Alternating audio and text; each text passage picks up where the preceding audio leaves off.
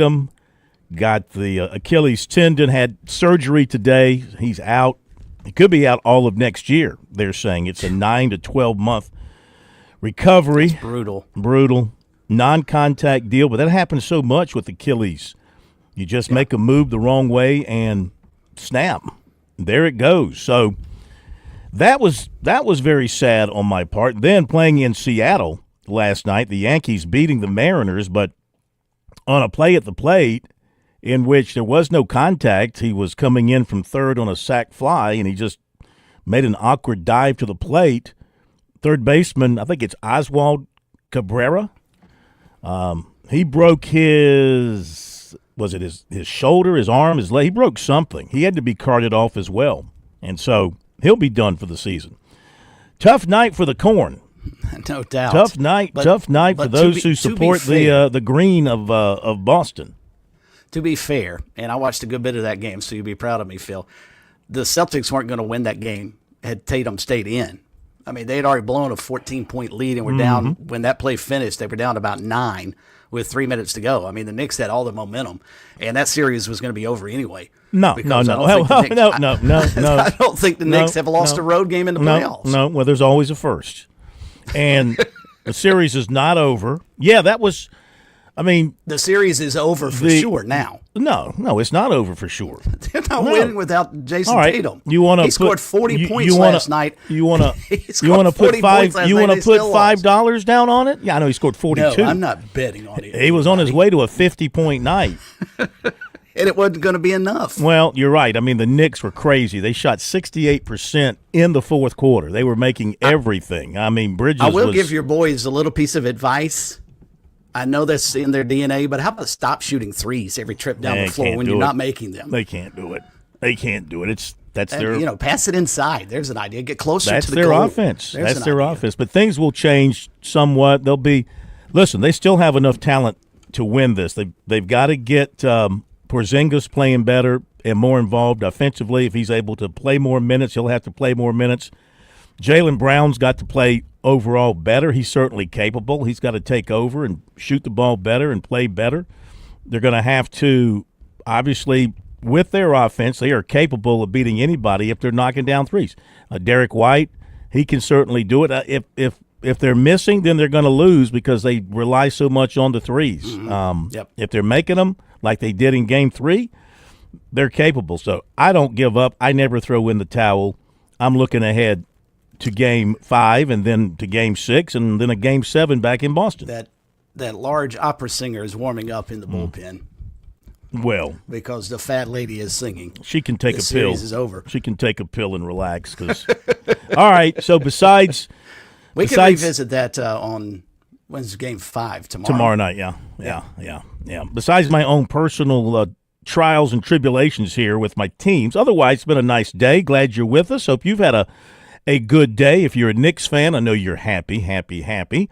Our phone number is 888-898-2525. We have Jesse the Body Johnston flying solo tonight. All right. Let's don't crash and burn. I feel good about it. I feel good. So when you call in, if you call in, say hello to the body. We're giving the plumber the night off, but this could be the turning of the page to a new era. Snake in the grass, knife in the back, that sort of thing.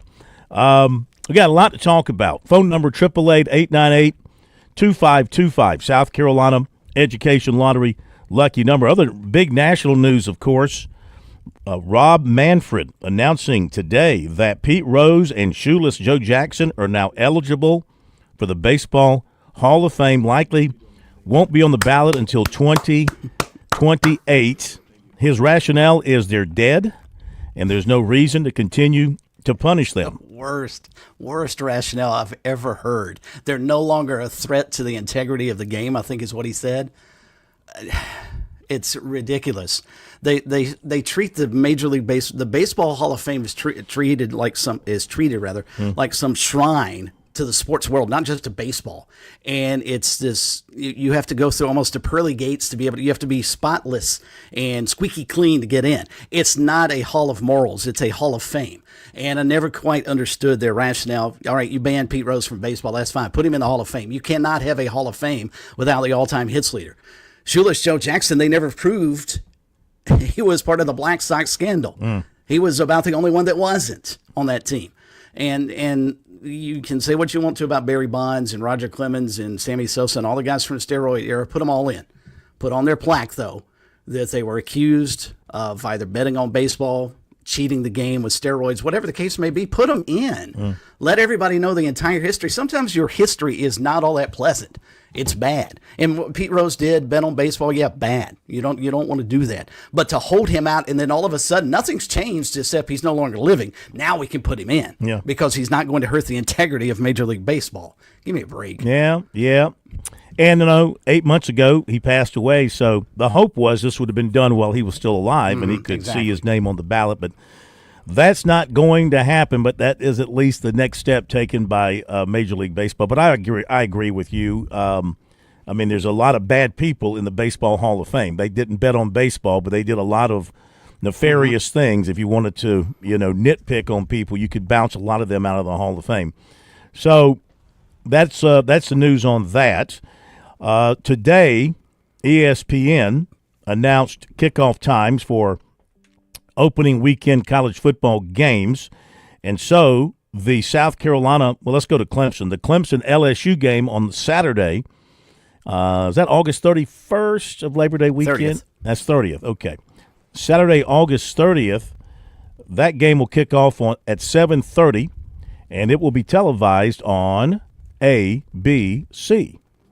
And then on Sunday, South Carolina and Virginia Tech is going to have a 3 o'clock kickoff in Atlanta. I know you love those neutral site games.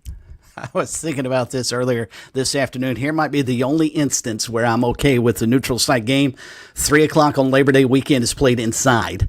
So I think the fans will enjoy that. But otherwise, you cannot tell me that South Carolina, Virginia Tech in a neutral site environment is going to be better in terms of atmosphere than Clemson LSU at Clemson.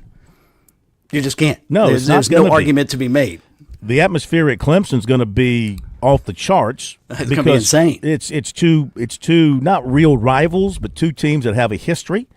It's a game that will have some kind of impact on the playoffs, like seeding and all that. Now, we all know where the playoff situation is. It's about your league. So losing a non-league game to open the season is not going to affect you that way. Right. Could affect your seeding down the line, but it'll take a little starch out of you. You don't want to lose that game, especially at home if you're Clemson. Heisman hopes and all that with both quarterbacks.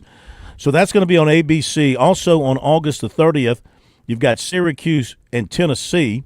That's in Atlanta at noon on ABC, and Alabama at Florida State at 3:30 on ABC. Then on Sunday, South Carolina, Virginia Tech in Atlanta, 3 o'clock on ESPN. That's the opening weekend lineup for college football. Of course, there are games the prior week as well. I think they have aren't they playing another game like in Ireland or something? I believe so. Weekend before? Like Georgia Tech and what Notre Dame did last year. Yeah. I'm going to be interested when Josh Harris jumps on board with us at 7:30 tonight for Darlington. We knew this was going to be a conflict, but now that it's front page news, how concerned is he about the Southern 500? Because keep in mind, green flag for that race is supposed to drop at 6 p.m. on that Sunday.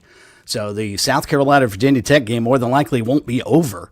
So is Josh and the folks over at Darlington, what kind of promotions are you going to throw out to try and encourage Gamecock fans to come out and watch the race as opposed to sitting there and watching their team? Well, I would say that the fans who are race fans who don't have tickets to Atlanta, tickets will be, you're not going to have 80,000 tickets available for you. You're going to have 35,000 tickets, maybe 40,000 tickets. They'll split it.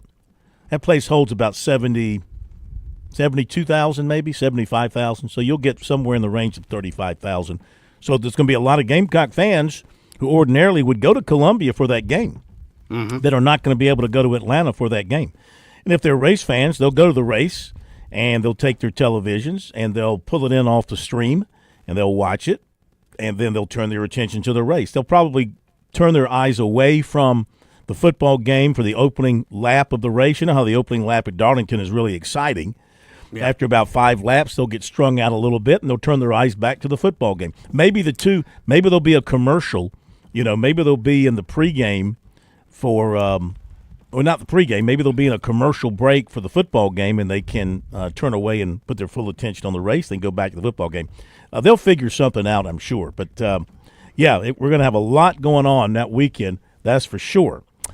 All right, a couple of other things to talk about. Baseball tonight, South Carolina is going to be playing against Winthrop in what will be the beginning of the last homestand for the Gamecocks. They got 3 coming up with LSU.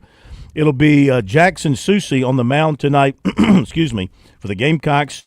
Left-hander, he's 3-1 with a 5.88 ERA, and he'll be facing Braden Gilly for Winthrop. He's a right-hander, he's 3-2 with an 8.37 ERA going into this one. And they'll be getting underway about to 6:30. Speaking of Gilly, tomorrow night, Gary Gilmore is going to join us at 7:30 to catch up with him, get his thoughts on Coastal Carolina baseball, maybe baseball in general, see how he's feeling. Which reminds me to remind everybody to keep Jim Toman in mind overnight. He has his surgery tomorrow at Duke University Hospital. So we certainly want to encourage all positive thoughts and good feelings toward Coach Toman as he goes through this very difficult surgery. Wish him the best. We also have learned that former Gamecock basketball star of the 60s, Jimmy Collins, has passed away. Jimmy was not only an outstanding basketball player at South Carolina, he was also an outstanding radio executive for decades here in the Columbia market. So knew Jimmy, and that's where I know that terrific name. guy. Yeah, terrific guy. I didn't recognize the basketball side of the coin, but I didn't know the radio Jimmy Collins. I'd heard of him. I never worked for him, obviously, but I'd heard of him. Yeah, he's a terrific guy. Sorry to hear about his passing. Kevin Cohen shared that with me a little while ago. So wanted to share that out there for those who didn't realize that a former Gamecock basketball great had passed away. Jimmy Collins. Not sure of the age. I guess Jimmy's got to be in his 80s, I would imagine, maybe in his 80s. Mm-hmm. I know for a while after he left the radio business, he and his wife, they moved to like Hawaii or something, or they moved to some island somewhere. Well, good for him. And he came back all hippified. He was tan. When I saw him, he was tan and, he had his like hair in a bowed up in the back and all that kind of stuff. Yeah, he came back hippified. So, super guy. Well, he didn't make all that money off radio. He must have invested well. Well, he did. He did make, because you know what? He was a salesman. He was a salesman and he was an exec. So he was the money side of things, and he did a great job for the stations that he worked for. Okay. By the way, before we move on, one other thing from the Gamecock Winthrop game tonight, Ethan Petrie is back in the lineup for USC tonight. You know what? I didn't even notice that. Great catch. How about that for a recovery? Yeah, no kidding. They expected him to be done. Wow. And so he's back in there batting third tonight for USC. Great catch on that. I didn't go through the lineup. I just checked out the starting pitcher. So Ethan Petrie's back in the lineup tonight with his .329 batting average. So, the top of the Gamecock order, if you look at it now, really through the 6 hole, they go .330. Now Nathan Hall moves back to his normal spot at the top of the lineup. He's at .330. Kasmer's at .301. Petrie's at .329. Wojta's hitting .314, and he had a great week. Bo Hollins is hitting .305. Bo Hollins should be on the All-SEC freshman team. I agree, without a doubt. You know what's interesting about that rundown? As bad as the Gamecocks have been this season, they have 4 more guys hitting over 300 than Clemson has in its lineup of guys who play significant number of minutes. I was going to use minutes, but significant at-bats. Canarella is the only one on that team of the regulars who is batting over 300 right now. Well, speaking of Clemson, latest projection for the tournament How about from this? D1 Baseball now has Coastal Carolina as a national seed, has had them as a national seed, but now has them as the number 10 national seed and hosting, and Clemson as the number 2 seed at that regional in Conway. What if Why that does the is NCAA actually hate? going? What if that actually happens? Oh my gosh! And here we go. Coastal Carolina, number 10 national seed. Clemson, the number 2 seed in the regional, with Cincinnati and Yale rounding out that regional. That'd be a rematch of last year's regional at Clemson. Coastal had to go up there last year. Maybe this is the NCAA's way to repay the Chanticleers and have them host Clemson this go around. I just don't understand why the NCAA doesn't like our state all that much, and they want to get as many teams out of South Carolina eliminated as quickly as possible. Well, and also, of course, the fact that Coastal beat Clemson twice head-to-head this Sure. year had to weigh into that. But, yeah, that was one thing that Gilly used to always complain about. Why do they always send us to Clemson or South Carolina is going to eliminate at least one of the teams? And there was one year – wasn't it one year we had all three of them in the same region? I think they're in Columbia, if I'm not mistaken. Yeah.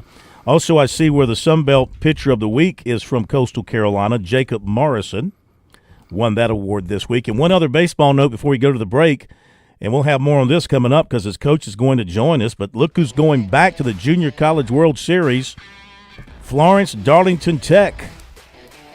They won the showdown game today in their tournament. They played it at Patriots Point. And when they score, was it a walk-off or – no, they had to score in the top of the ninth, I think, and then hold off in the bottom of the ninth to win that game. I think it was 7-6. We've got the coach coming up, and we'll be back.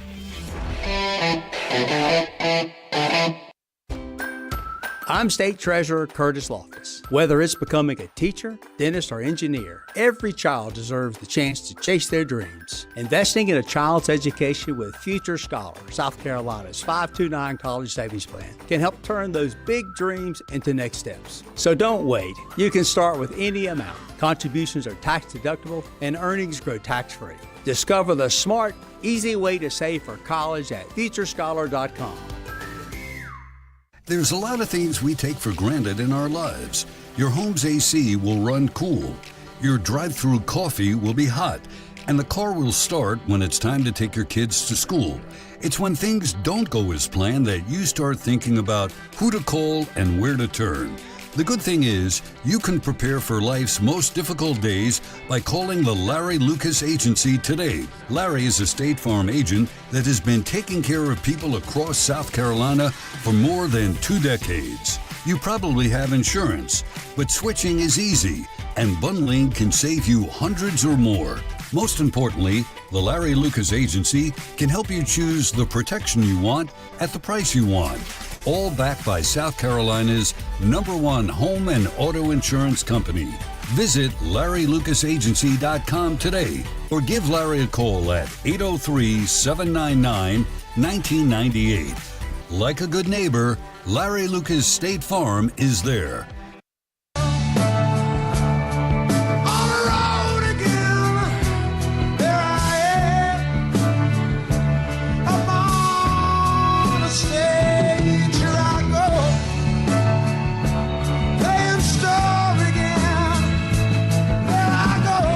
Give you the update from the Gulf Regional. South Carolina had a great day. Boy, Florida had a phenomenal day. Florida, as a team, shot 16 under. Well, Arizona State shot 14 under. South Carolina had, looks like, the third best day at 7 under. Boy, you needed a good day. So the Gamecocks are in third place after the second round of the Bremerton-Washington Regional. They're at 2 under. Florida's at 25 under. Arizona State is at 16 under. Boy, Florida, they must have had some guys go really, really low today. Let's see. They had a guy shoot a 65 today. One guy shot a 67. Their scoring rounds were 65, 67, 70, and 70. So that's gonna win you a lot of golf tournaments right there. You do that.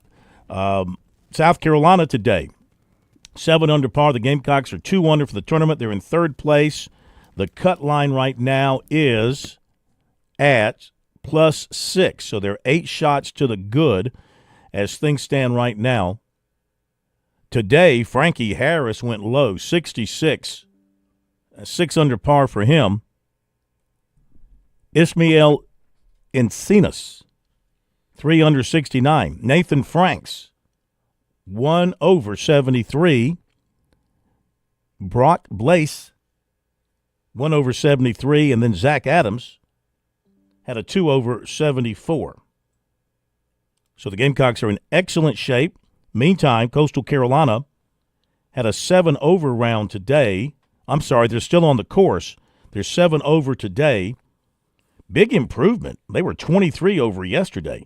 I guess the afternoon wave is getting a little bit better shake of it. They're still playing. They got 4 holes to go, and they are in 13th place at plus 30 for them. So long way to go for Coastal Carolina. Probably not going to make that cut as things stand now.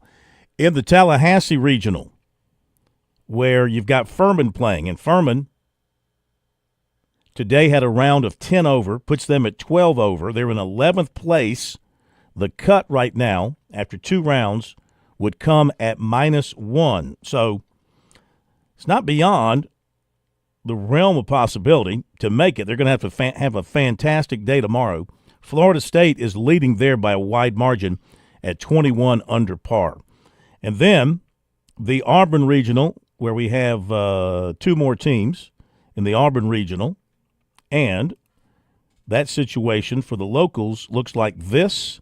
You've got the College of Charleston, which is in 8th after a 4 over par round today, puts them at 12 over, and the cut right now is +4. So that's doable. Upstate is in 13th position at plus 36. They had a 15 over par round today, plus 36. So long way to go for them. They're not going to make it. Charleston still has a shot. Furman still has a shot.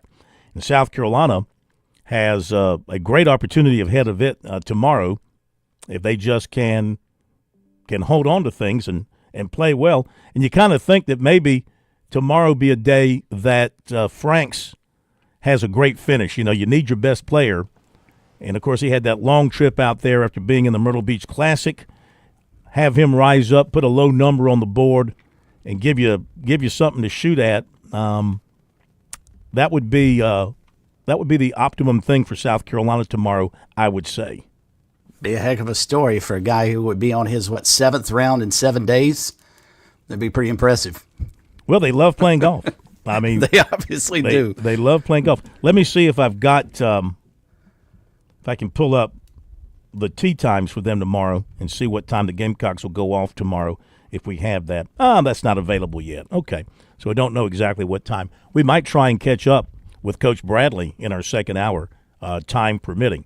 So things look good for South Carolina. Of course, the South Carolina women will be teeing off later this week in the Women's National Championship.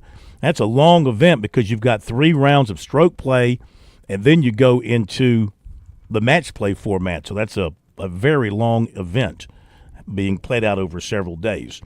Bill Belichick at the ACC spring meetings, he went back on television today speaking on, I guess it was the ACC network or ESPN, one of the outlets, on a girlfriend, Jordan Hudson, quote, "It's off to the side, a personal relationship.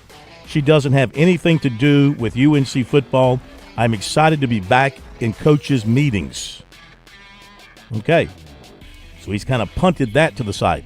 Still, you got a reporter out there with connections, says he has connections, who says June 1, he's doubting that Belichick will ever coach a game at North Carolina. And we'll be back. On Point Weather is made possible by our friends at Palmetto Citizens Federal Credit Union on 107 The Point. Here's tonight's forecast. We're dropping down to a low of 64 this evening. Tomorrow, look for about a 40% chance we get some afternoon storms. It'll be partly cloudy much of the day. The high tops out at 83. Thursday and Friday, we're dry, but we're warmer. We'll hover around 90 for our high both days. I'm Cal Moss with your On Point local weather. Tradition and quality. That's what you get with H&J Cattle Company, where local third-generation farmers ensure you receive the finest beef in South Carolina. Our registered Hereford and Wagyu cattle are raised with sustainable practices without growth hormones, antibiotics, or animal byproducts. Taste the difference with the highest quality beef guaranteed. Order now at HandJCattle.com or on Instagram and Facebook at H&J Cattle. Again, HandJCattle.com, where ethics meets quality. The Point. With SRN News, I'm Keith Peters in Washington. Microsoft began laying off about 6,000 workers Tuesday, nearly 3% of its entire workforce, and its largest job cuts in more than 2 years as the company spends heavily on artificial intelligence. Hard hit was the tech giant's home state of Washington. Ukrainian President Volodymyr Zelensky says that he'll be waiting for Russian President Vladimir Putin in the Turkish capital this week to conduct face-to-face talks about the more than 3-year war. Putin hasn't yet said whether he will be at the talks. President Trump has urged the two sides to attend the discussions as part of Washington's efforts to stop the fighting. On Wall Street, the Dow down by 269 points, the Nasdaq rose 301. More details at srnnews.com. Lots of plumbing companies out there. Few are truly local. Time to discover the difference with Franklin Plumbing and Drain Cleaning. See, when I faced plumbing woes at the Cohen home, Josh and his dedicated team, well, they were my go-to solution. They make a commitment to exceptional service. They arrived on time, clearly detailed all the costs and procedures, and efficiently handled all my repairs without any surprises.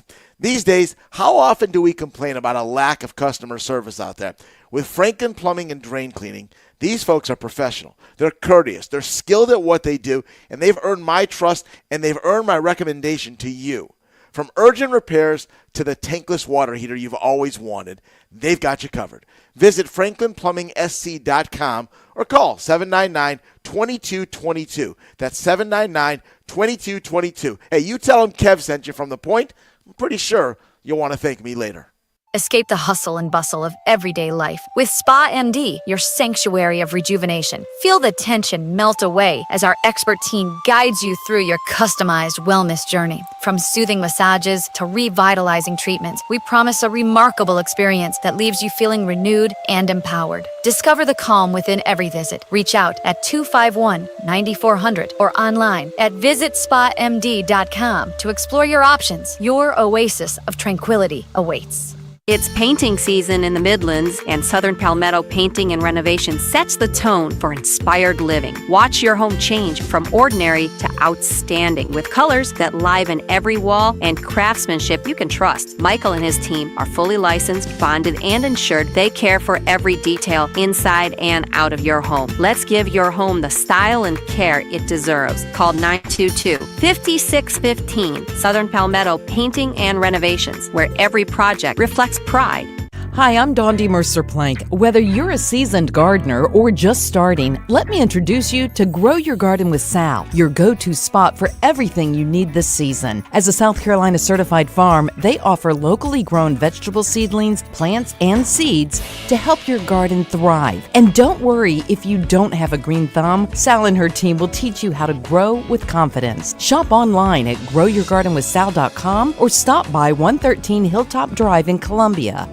Experience South Carolina's printing powerhouse. Professional Printers is your trusted partner, bringing over 30 years of expertise in print and graphics. From digital printing to web and sheet-fed solutions, we handle it all with a team of over 100 dedicated professionals. Locally owned and operated, we have 2 locations in the Midlands and serve our customers with pride, ensuring top-notch service and quality in every project. We do it all, including storage and promotional products. Visit ProPrinters.com and elevate your printing experience with us.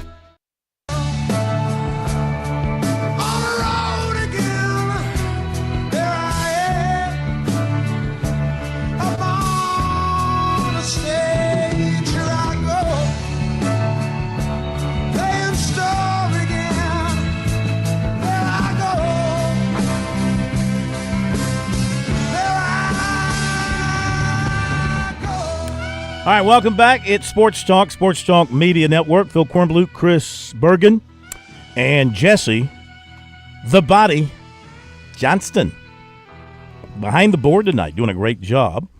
And update some baseball. South Carolina Winthrop just underway, no score. It's Upstate and College of Charleston scoreless, just underway.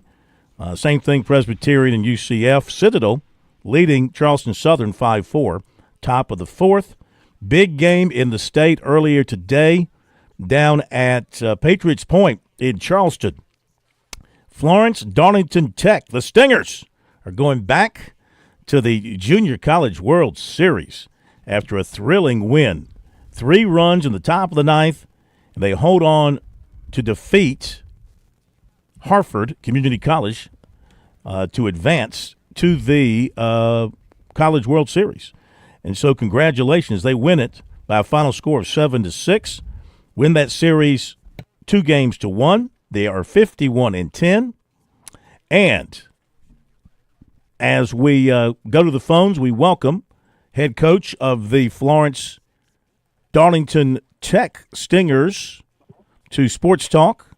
Good to have him back with us once again because we've had him on in the past when we were doing some shows down that way. It's good to get him back on with us here on the program. Coach McDonald, how are you? It's good to have you with us. Yes, sir. Yes, sir. I appreciate you guys having me. Hey, congratulations on the win today. What a come-from-behind victory. Just tell us about that ninth inning for you guys. Oh, man. It was pretty special. We actually pinch hit to lead off the inning and had a guy come off the bench and get a leadoff single, Tristan Strickland. I had another guy who didn't start, Tanner Beckley. He had came in a little bit earlier in the game, but, he's a guy that came off the bench as well. And, there was a wild pitch that got Tristan to second. So, we're putting the bunt sign on to try to get him to third base. And luckily he couldn't get the bunt down. So he took the bunt off, and sure enough, he hits a 2-run homer to give us the lead. We tack on another run late to go up 2, which is all we needed to finish it off 7-6. And the bottom of the ninth, did you have to kind of hold on for dear life? How'd your pitching go? Oh man, yeah, absolutely. So we went to our game 1 starter, region pitcher of the year, Mike Joyce. He was on short rest, but, he said, hey, if this thing gets to the ninth with a lead, I want the baseball. And you kind of got to go with your horse at that point. And, he got the first guy. I think they had a couple of hits. We had a walk and a hit by pitch. So we made it interesting at the end, and he strikes out the last guy to end it. So I think I'm gonna have to see a cardiologist this week after today's game. But man, what a special day it was. I couldn't be more proud of the guys. They always believe that they're going to win and they're going to find a way, and I'm just so proud of them. That's awesome. Talking to Preston McDonald, head coach, Florence Darlington Tech, as they are headed back to Colorado Springs for the junior. Is that it? No, Grand Junction. Grand Junction, Colorado. Yep. Grand Junction, Colorado. This will be trip number what for you? Number four. So we've had 4 trips since 2017. Most recently, last year, finished 4th. Also went in 2021 and 2017. And we had a couple of years where we lost, and the game that we played today, we actually lost that game in 22 and 23. So we've given ourselves, opportunities over the years to get there, and it's really tough. You have to win your region, and then you have to win the district, and you just have to be a complete team, and you have to play your best baseball at the right time, and you can't have a bad day. And luckily, we were able to find a way. What's the strength of this team, top to bottom? Oh man, it's hard to say. I think we're pretty complete. We offensively throughout the year, most people would say that's the strength of our team. We averaged 10.5 runs a game going into the district, and our bats kind of disappeared on us, I guess. For most of the series, we got shut out in game 1. Their starter was tremendous. He pitched a complete game shutout against us.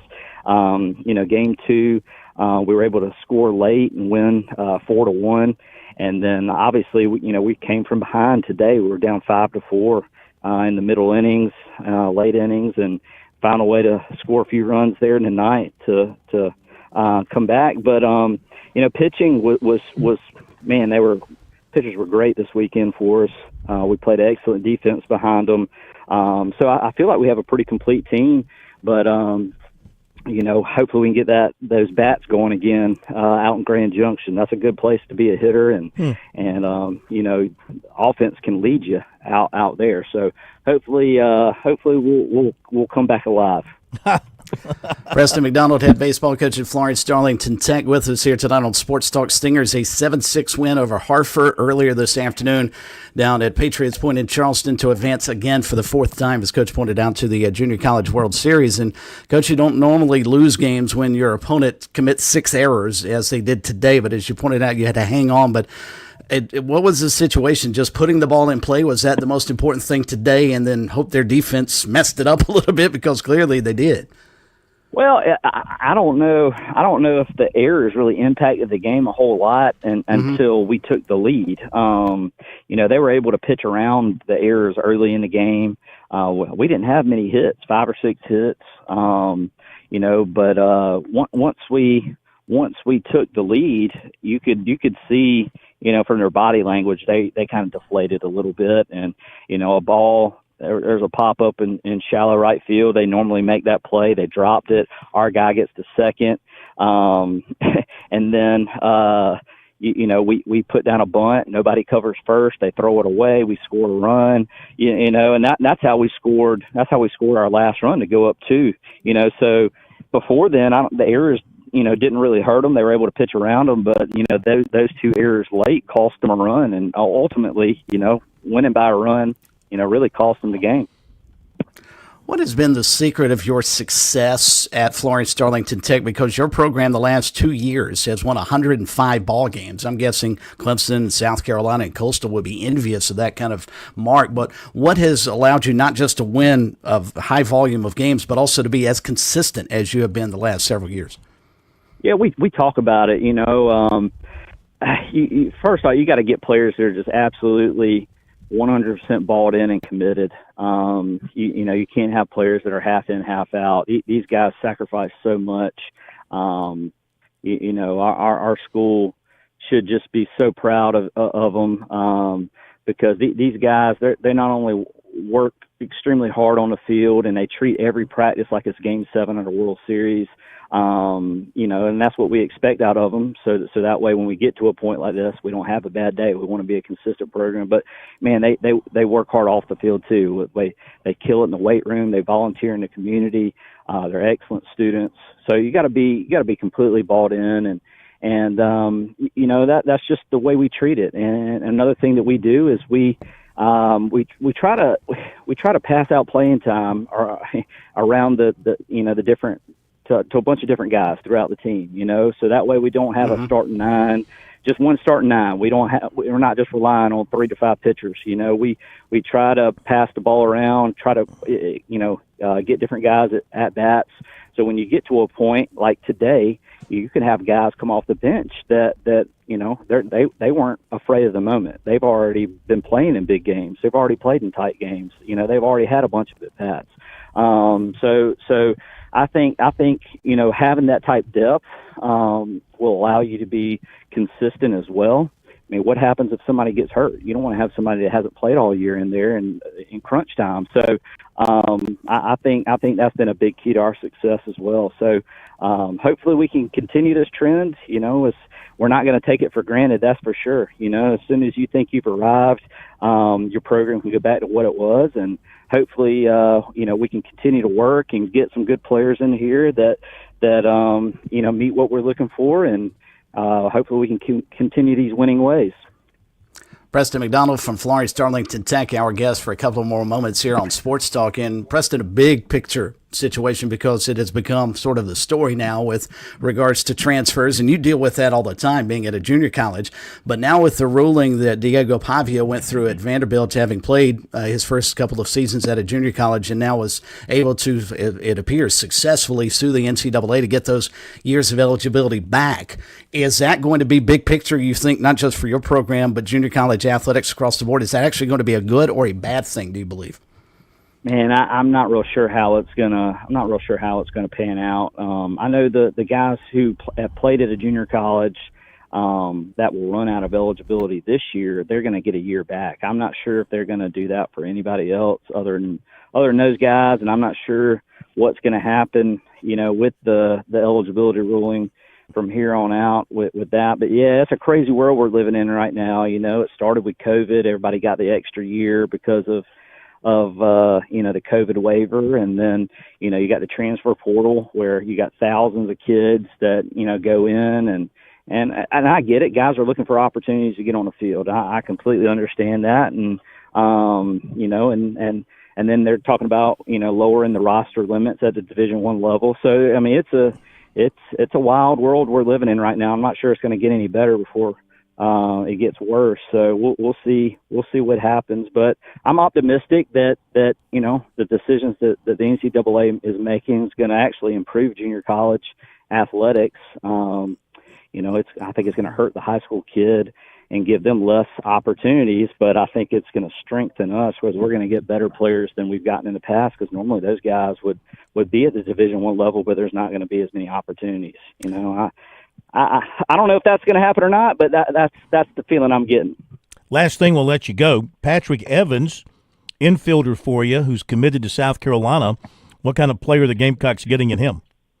Oh, man. Coach's dream. He's a tremendous leader, pro body. He's 6'3", 6'4", 195 pounds. Can play on the left side of the infield. He can slide over to second base if they need him to. Kid works extremely hard. I'm so proud of the type of player he's turned himself into. I'm not sure I can take much credit for it. Last year he didn't play a single pitch in postseason play. You're talking about region tournament, district, or World Series. He's still into the game. He's trying to pick up, tendencies from the other team. He's trying to pick up signs. He's locked in whether he played or not.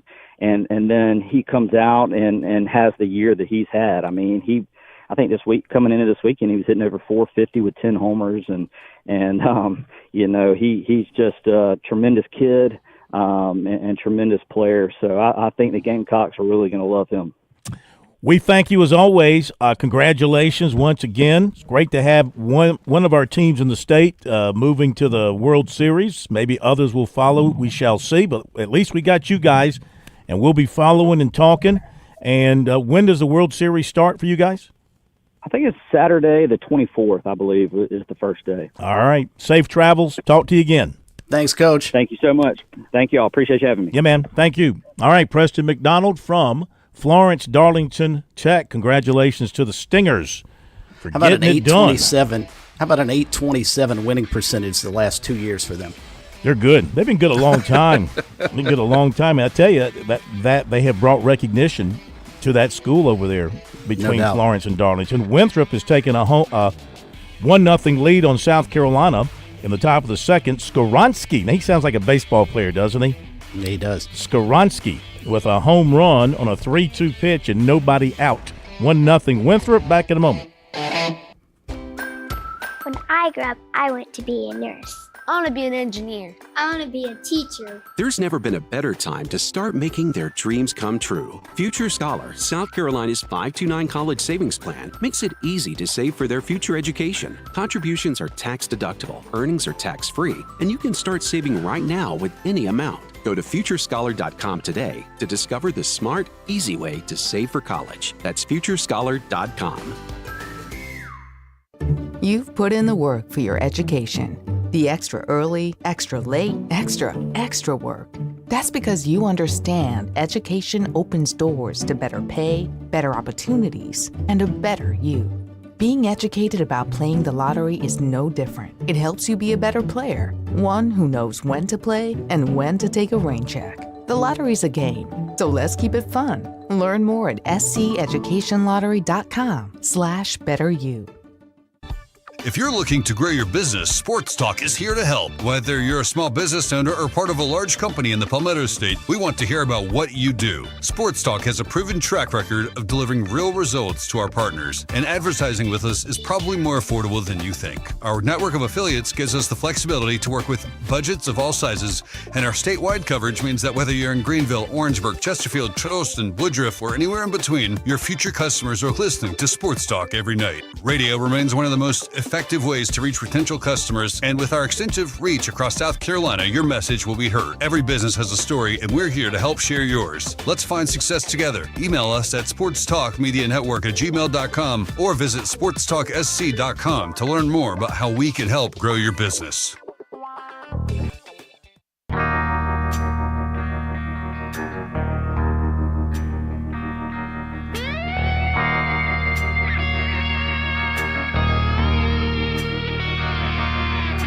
Long, lonesome highway east of Omaha.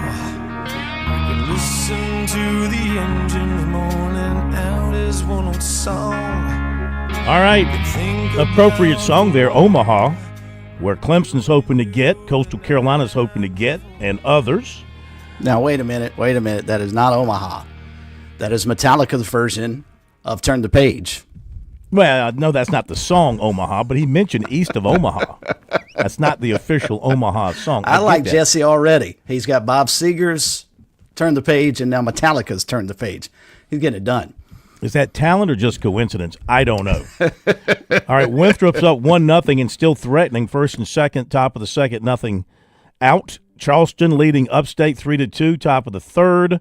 Citadel 7-4 over Charleston Southern, and Presbyterian trailing UCF 7-2. Let me do a couple of pieces of business, and then we'll get to phone calls. 888-898-2525. That is the phone number here on Sports Talk. Our poll question of the week brought to you by Larry Lucas Insurance. Give Larry a phone call. If you got a question about insurance, you need insurance, you don't know anything about insurance, he knows it all. 803-799-1998. 803-799-1998. Clemson ranked as high as number 2 in some spring projections, meaning some analysts think the Tigers can win another natty. What do you think of what they think? 47.8% think they are dead on. That's really been an increase since yesterday. 47.8% think they're dead on. 30.4% think, they're off some, and 21.7% believe that they are way off in that estimation of the Tigers' strength. The good thing about playing an LSU team to open the season, we'll have a good idea of what this Clemson team is truly all about. But just on paper and looking at their roster, they should be very, very good. Make sure that you get there and get your vote in while you still can. Vote for that poll question of the week. But I thought you brought up an excellent point earlier when we were talking about Clemson and LSU. I mean, think back to this past season. Tigers got, and again, it got out of hand late, but I mean, they were pretty much manhandled by Georgia. Didn't seem to bother them all that much. They still made the playoffs. So again, as big as this game is, and it's huge, with the expanded playoffs, it's not nearly as important as it used to be, and that's a shame. Right. Well, that's what the playoffs have done, and it's going to make, obviously, as they expand the playoffs and give more teams an opportunity to get in, it's going to further diminish the importance of losses in the regular season. Yeah, exactly. They're just not going to have the same impact. Wanted to mention this as well. From Larry Williams of Tiger Illustrated, saw this today. As we always check on the money side of college sports, you have no choice but to check on the money side of college sports because it's right there in your face every day. And so Larry, writing for Tiger Illustrated today, had a story about Ian Shefflin and his transition from basketball to football as a tight end. And he mentioned in his report that last season, according to his information, Ian Shefflin was paid between $600,000 and $700,000 by Clemson last season. He was underpaid. You think that's good money? I think it's excellent money. I wouldn't turn my Well, no. I'm not talking about, of course, it's good money for him. I mean, do you think it's smart money on Clemson's standpoint? If he's making that, what'd they pay Chase Hunter? And he also writes that with football, he's going to make less than $100,000 because of where he's going to be in terms of his time with the football team, his place on the depth chart, starting out at tight end. He'll make less than $100,000. But Ian Shefflin, $600,000 to $700,000. I mean, that's the price of business if Clemson's paying that kind of money. And then we see today where Miami got a commitment from an offensive tackle. This is a high school player, an offensive tackle from Missouri. He committed to Miami over Georgia. Came down to those two, really. At one point, it looked like it was going to be Georgia. And then here at the last moment, he moves on and commits to Miami. This is the young man who has Drew Rosenhaus. Is that it? Correct. Drew Rosenhaus as an agent. He's a high school player now. He still has another year of high school football. He's not even a senior in high school. And he's got Drew Rosenhaus as his agent. And reportedly, Miami was offering him $2 million to sign. $2 million. You're 16 years old. You're 17 years old. You're in high school. You still have another year of high school football. You're a right tackle. $2 million. I'm just saying, that's the business of college football and basketball today. But it's not natural. It's just not natural. No. I'm sorry. And this is not what NIL was supposed to be. I'm not going to go back on my lecture circuit here, but it's just not what NIL, when the judges threw this at everybody and said, open up the gates and go wild. But, you had to do it in an NIL sort of way. This is not NIL. This is pay for play, as we talked about last night. Mm-hmm. This is pure – well, this is not even pay for play. This is pay to acquire, because he's not even going to be there for another football season. And so this is where the schools have gone off the tracks terribly, but nobody can reel them in because there are no rules.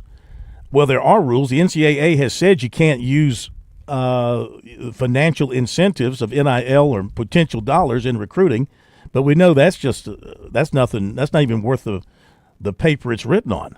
So it's just crazy, and to me it's very frustrating to see that kind of stuff, because if you're paying a right tackle like that $2 million and you're Miami, I mean, what's the next guy like that going to get? This guy is supposedly ranked. He's a 5-star plus.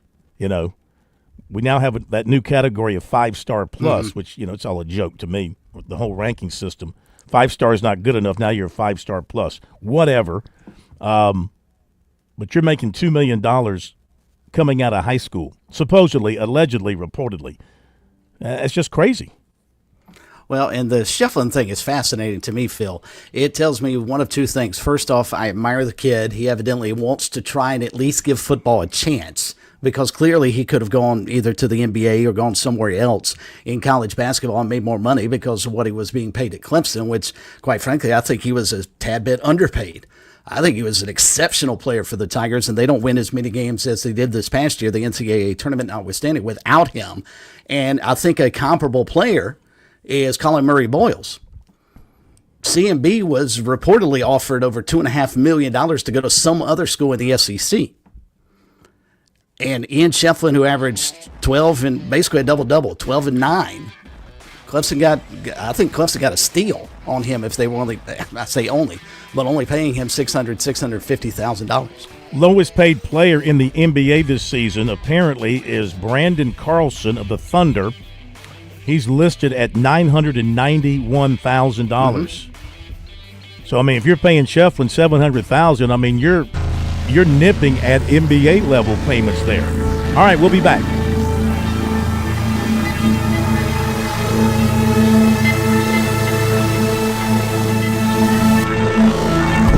WQXL Columbia, W264DF. Grills, outdoor kitchens, and fireplaces. Spring Sizzle starts with Bart. This is 107 The Point. News this hour from townhall.com. I'm Keith Peters in Washington. As President Donald Trump spoke in the Middle East, sirens blared in Israel. A missile fired from Yemen set off sirens in Tel Aviv and Jerusalem. Minutes after President Donald Trump ended his speech in Saudi Arabia, during which he criticized the Houthi militant group in Yemen, Israel announced that that missile had been intercepted. The Houthis have targeted Israel in solidarity with Palestinians, raising their profile at home and internationally as the last member of Iran's self-described axis of resistance, capable of launching regular attacks on Israel. The U.S. military has launched an intensified campaign of daily airstrikes targeting the Houthis since March 15th. I'm Lisa Dwyer. The latest consumer price index is out and inflation was largely kept in check last month. According to the Labor Department, consumer prices rose by a figure of 2.3% in April year over year, but that mark is down 0.1% from March's reading and near the Fed's 2% benchmark for inflation, the smallest increase in more than 4 years. One of the noticeable areas of decrease was in grocery prices, and that included a sharp drop in egg prices, down 12.7%, the most in 41 years. The report suggests tariffs have yet to impact the prices of many items. George Williams reporting. Microsoft began laying off about 6,000 workers Tuesday, nearly 3% of its entire workforce, and its largest job cuts in more than 2 years, as the company spends heavily on artificial intelligence. Hard hit was the tech giant's home state of Washington. Notices to employees began going out today. On Wall Street, the Dow down by 269 points, but the Nasdaq rose 301. More on these stories at townhall.com. If you're living with pain, see how Relief Factor can help. My back got injured very bad. I was off work for about a year. I heard about Relief Factor from my wife. I took it every day, 3 times a day for 3 weeks. Look at her and I said, the pain is gone. And she said, I'm glad it helped. I said, no, you don't understand. It's gone. Fight pain naturally with Relief Factor. Go to ReliefFactor.com and get your 3-week quick start today. Only $19.95. At Straight Talk, we are all about no-brainers. Calling Grandma for her recipe, no-brainer. Streaming one more episode at 2 a.m., big no-brainer. Getting real unlimited data where you buy bananas, the ultimate no-brainer. Switch now and get a free Samsung Galaxy A16 5G or Moto G Power 5G 2024 with select plans. Straight Talk, real unlimited data. Available at Walmart and StraightTalk.com. Offer valid through 5/19/25. Taxes and fees apply. Requires in-store single line activation on qualifying plan. For network management practices, visit StraightTalk.com/terms. Copyright 2025 Verizon. The House Agriculture Committee on Monday revealed its plans to cut spending by pushing costs on to states with higher payment error rates. House Agriculture Committee Republicans released their plan Monday night to overhaul the nation's largest anti-hunger program to help pay for the GOP's mega bill central to enacting President Donald Trump's legislative agenda. The panel's proposal will hit the $230 billion instructed savings target by forcing states to pay for part of the Supplemental Nutritional Assistance Program using a sliding scale based on their payment error rates beginning in fiscal year 2028. The House Agriculture Committee will convene Tuesday evening to start marking up the bill, expected to adjourn around midnight and reconvene Wednesday morning. Bernie Bennett in Washington. Several cousins of Eric and Lyle Menendez testified Tuesday at the brothers' resentencing hearing that they should be released after serving nearly 30 years in prison for the double murder of their parents. News and analysis at townhall.com. On Point Weather is made possible by our friends at Palmetto Citizens Federal Credit Union on 107 The Point. Here's tonight's forecast. We're dropping down to a low of 64 this evening. Tomorrow, look for about a 40% chance we get some afternoon storms. It'll be partly cloudy much of the day. The high tops out at 83. Thursday and Friday, we're dry, but we're warmer. We'll hover around 90 for our high both days. I'm Cal Moss with your On Point local weather. WQXL Columbia, W264DF. Grills, outdoor kitchens, and fireplaces. Spring Sizzle starts with Bart. This is 107 The Point. Please press button now. Wrong button, champ. It's the one to the left.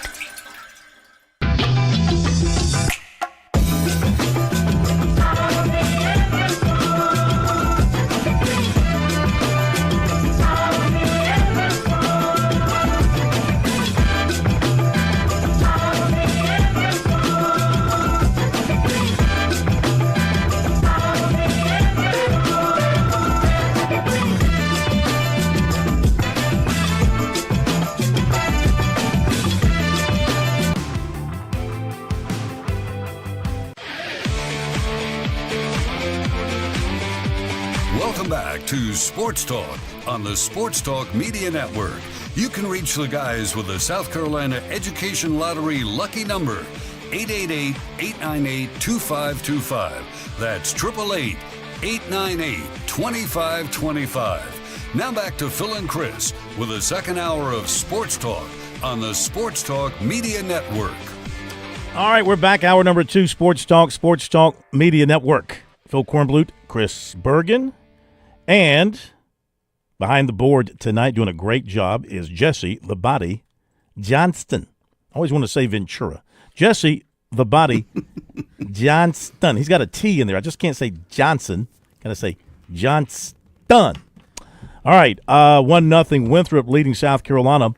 Top of the third. Gamecocks do not have a hit as of yet. Do not have a hit. Being no hit so far. College of Charleston 4-2 on Upstate. Bottom of the third. And Charleston has 2 outs, first and second. And it is Citadel 9-4 over Charleston Southern, top of the fifth. And UCF over Presbyterian 8-2, top of the third. All right. I've waited as long as I can wait. I've put it off as long as I can put it off. You did this on purpose, didn't you? Let's go to Andy in Columbia. Kind of hoping he would, expire, but he will not expire. Andy, welcome in. How are you?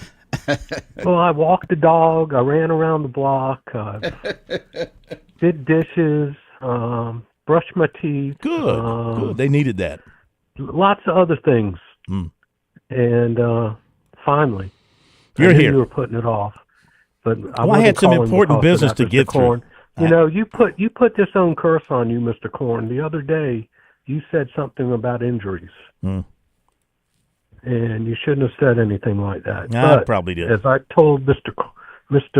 Cone yesterday, with it being 2-1, I won't believe it until my team actually has four wins before I could say anything's over or what's going on.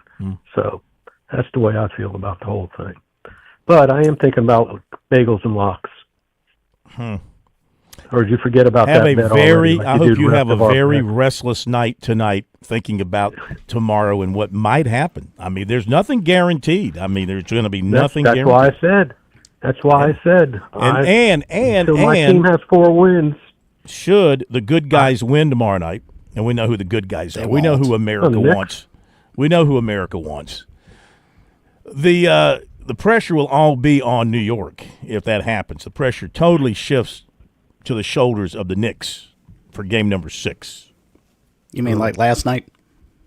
Well, yeah. And, the Celtics just have to figure out how to hold on to a lead. Of course, no lead in the NBA is ever safe. It's got to figure out I think the Celtics should look at more of not shooting as many threes as they do, because they look pretty good when they take the ball inside. And, they missed a bunch of shots. I mean, Porzingis has got to play better. He's just got to make sure he missed shots inside. He didn't make a thing outside last night. He's got to play better. Brown's got to play better. The thing is, the Celtics have been right there to win every game without a couple of their main players stepping up and playing well. They need them now definitely to do it. You just have to hope. If you're a Celtic fan, you just have to hold out hope. A couple of things I'd like to touch on. And hello, Chris. Hey, Andy, how are you? I'm doing good, buddy. I hope you had a fun trip out to the canyons there. Thank you very much. Yeah, we did. Did Finn go with you? He did not. He stayed here at the doggy daycare, and now he's paying for it because he's been sleeping for 2 days. Okay. You said something about how many Gamecocks are batting over 300 and compared to Clemson, but there's a big difference. The ERA on this baseball team is what, like 9-something? In SEC play, it's well over 9 now. Yeah. In SEC play. I mean, I don't care how many 300 hitters you have. When you have ERAs like that on your staff, there's just no way to be a winning ball club. It's just totally impossible. I saw today CMB is now in the number 9 position, going to the Toronto Raptors. I saw video of him today, a guy covering the NBA Combine, or I guess I guess they call it the combine pre-draft thing. I think it's in Chicago. Had video of him shooting 3-pointers from the corner and then moving around the circle. And, I mean, he couldn't make a thing. He couldn't make a thing. That's what they were talking about. His outside shooting is not good. It wasn't good at South Carolina. A lot of other things are good. He's got a lot of positives. But, it's a make or miss league. And those who miss don't play. I mean, he can go in there and give you some but he's only 6'6.5". How's he going to defend inside against these people? I mean, look at the Celtics and the Knicks, for example. If he has to face up against a Porzingis on a regular basis, or what's his name, Cat for the Knicks, Towns. I mean, my goodness, how's he gonna deal with those guys inside? Maybe he can, maybe he will. I know he's a good passer. Yeah, they're slotting him. I know he's a good passer and all that. You take him in the top. This reminds me of Ronaldo Balkman, a guy who had no offensive skills whatsoever, and was a first-round pick because Isaiah Thomas was a buffoon. No, and I know all that. I mean, listen, South Carolina was so surprised about that pick. I mean, from Dave Odom on down, they had no clue he was going to be a first-round pick. They hurriedly called a press conference that night to let people speak to Dave, I guess it was, about Ronaldo Balkman being picked by the New York Knicks in the first round. I mean, they had to set your franchise back decades. That's being kind about it. Just the whole Isaiah Thomas running of the franchise set us back decades. Yeah. Then you got Phil Jackson coming. I'm not saying. Listen, I think that. Balkman was a nice surprise coming out of Florida when they signed him. Nobody had heard about him, and he turned out with his athletic skills to be a very nice contributing player at South Carolina. But he was no NBA first round pick. And Maury Boyles has got a lot that about a lot of people. You can say that about a ton of people. I mean, what was the kid? I can't even remember his name. Who's down in New Orleans now, from up Greenville area, who went to Duke for the year. Tell me what he's done. Well, he's been hurt. He's been hurt and making. Even when he hadn't been hurt, he's been hurt in making new humans. Also, he's been a very busy guy. Apparently, allegedly, he's been a very busy guy. Plan. What's his name? That's old. Come on, Bergie. We can't even think of his name. He's been so impressive. Zion Williamson. Yeah, Zion Williamson. Yeah, Zion Williamson. Yeah. Yeah. He's hurt. Almost every part of his body is hurt except for, except for one. but they have him slotted in as a power forward center, and I don't see how on center. And power forward, he's going to be. And they talked about this. His 3-point shooting is very weak. He needs to show something and improve on that during this off season. But I'll put it to you this way: I don't know why Coach Parrish is leaving a slot open for him, because there's no way he's coming back. I just don't see it. Yeah. I can't see him coming back. Even if he slid down to the number 15 or goes in the top 20, he shouldn't come back. And remember, everything I'm looking at is not even talking about foreign players yet. This is more of college kids. Well, how much? Out. All right, let's just say you say he's slotted. They're saying he's going to go 9th to Toronto. Yeah, I heard the first one I heard before this, or I shouldn't say heard, I read, was that he was going to go to Houston at number 10 at the number 10 pick. Now they got him up to number 9 in Toronto.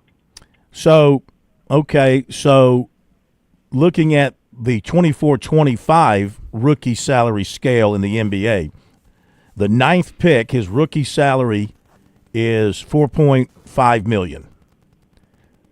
Second year, it goes up to 4.7. Third year, it goes up to over $5 million. I beg your pardon? What was the number 20 pick? Just say he slid. The number 20 pick makes 2.7 in his first year. That's, he can keep Chloe pretty happy with 2.7, I'm sure. Hello. She's a big spender, huh? Well, you know, I'm sure he's going to have to fly her out. You know, well, I'm sure she makes a good. What if bit she of cash, transfers? too. What if she transfers to a school near where he lands? He's like, you know, Somewhere in Canada, a Canadian college. maybe. Hey, Canada puts out good basketball players. I don't think that's going to happen. Oh, I they mean, sure first of do. all, the transfer window period, I think, is now over for basketball. So I think you're locked in where you are now. So, all right, thank you very much. Have a sleepless night. Well, and I want corn- you to corn- worry. I want you to corn. think about it and worry about it. Yes, sir. This weekend, we got the Mets and the Yankees series coming up.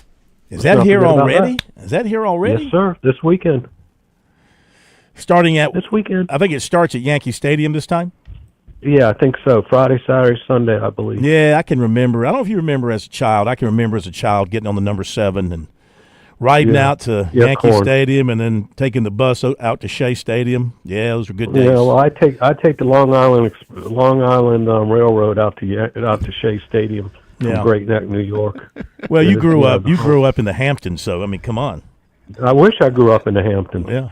All right, thank you very I was much. born in Queens, but spent most of my time in Great Neck. So, what can I tell you? Which happens to be home of Steve Cohn, the man of all the money and magic of the New York He's from Mets. Great Neck. He's from Great Neck. Yep, he's from Great Neck. He went to high school with my cousin, actually. Well, that's special. All right, Yeah, it sure is. Thank you. Y'all have a great Okay. evening. See you, Andy. Nice Thank you talking very to you. much. All right. You know, and the beauty of when you two guys were young, growing up in the 5 boroughs, that would have never happened except in October because we did not have interleague play shoved down our throats. It's not interleague anymore. No, it's just baseball. Just games now. Mhm. I still don't like it. I hate it. I still don't like it. Like it. I mean, part of the beauty of the World Series was that the two teams hadn't played. Exactly. I thought that was part of the beauty of it, unfamiliarity of the two teams. But, hey, there's a lot of things I hate in sports today. Pretty much everything. There's very little. I hate to say it. I probably come across as a crybaby about everything. But what is there to like about sports anymore? What is there to like about sports anymore? Coaches act like fools.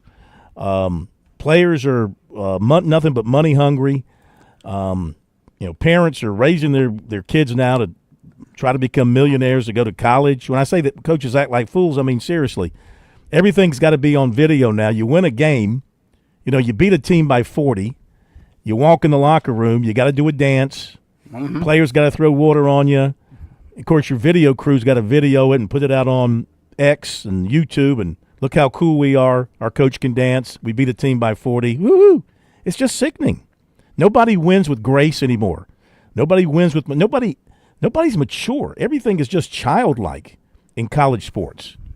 And that hasn't really taken over, I don't think. I don't follow the pro scene as well. I don't know that NFL coaches, when they walk into the locker room after a regular season win, Could you imagine? do dances and get doused. Do they? I don't think so. Could do you they? see Andy Reid doing that after Yeah. regular season win over Las Vegas in October? Maybe after a playoff game they do it. But I mean, I would think be hilarious. I don't know how the I guess the younger crowd, they still dig that kind of stuff and find it great. I don't know if I speak for maybe the more veteran crowd about it, but it's just, to me, it's immature and it's I know they do it to try to impress the recruits watching on the video about how cool they are and how they can relate to the players. But that's sort of not as important as it used to be. Not when you can buy a tackle as a junior in high school for $2 million. What difference does it make? I mean, yeah, you got to kind of build a relationship. He's got to like you. But he's going to like you more when you put down the $2 million. And you got a guy like Drew Rosenhaus doing your bargaining for you. I mean, come on. The school. Here's the thing. Who is he negotiating with, by the way? They have Is general. he talking directly to the coach? No, they're dealing with the general managers. Mm-hmm. They're dealing with the general managers. But the schools have they are powerless in this case. I mean, if you want the kid, you're going to have to pay the money, and you're powerless. Can you go find another? Yeah, you can go find another, but I mean, all the power now is with the players. This is. I mean, what if he leaves after a year? Arkansas is still trying to get their money back from I'm a Leaving Junior, and that's ongoing. No guarantee this guy will stay there for more than 2 years at Miami. What if he's not that good? Or he might be great. Maybe he's going to be in the NFL Hall of Fame one day. But he's going to be going to the bank tomorrow, according to reports, getting $2 million as a kid who's not even out of his junior year of high school. Must be nice. All right, and I was mowing lawns in high school for $25. Not that I'm comparing myself to some great right tackle. I'm just saying times have changed. Mm-hmm. All right, going to run to the break, and we'll be back in just a moment. Let's update the baseball. It is still Winthrop 1-0. The Gamecocks have broken up the no-hitter. Too early to really talk about it being a no-hitter, wasn't it? Yeah, no doubt. Well, we can do that. Got to get to it around the 7th before you start actually locking in on the no-hitter. You're a veteran play-by-play announcer, and I'm not. College of Charleston up 5-3 on Upstate, and we'll be back. We're with Major Billy Downer of the Department of Natural Resources. Major Downer, let's say I'm out in the woods or I'm on the water and I need to reach a DNR agent. How do I do that? Operation Game Thief, Phil. It's been around 30-plus years. You can call us at our 24-hour hotline any time of day, 1-800-922-5431. To report wildlife violations or to get help if you're in trouble in the woods or on the water, call us at Operation Game Thief, 1-800-922-5431. I'm attorney Jim Corbett. I'm not a case manager. I'm a lawyer for over 35 years. I don't charge 40% for your injury in your wreck case or any on-the-job injury. Call 803-765-2968 and ask for Jim Corbett or email me, jim@jimcorbettattorney.com, for the experience of a lawyer handling your injury case. Jim Corbett, 803-765-2968. Jim@jimcorbettattorney.com. Put 35 years of experience to work on your injury case. The lottery is not about getting rich. It's about helping people, and it always has been. The lottery is what helped raise the Great Wall of China, build the roads of Rome, and today in South Carolina, it's what generates millions of dollars each year for scholarships like the SC Hope, Life, and Palmetto Fellows. The South Carolina Education Lottery is investing in you. Visit sceducationlottery.com/betteryou to learn more. The Sports Talk Recruiting Report is sponsored by Seawell's Catering.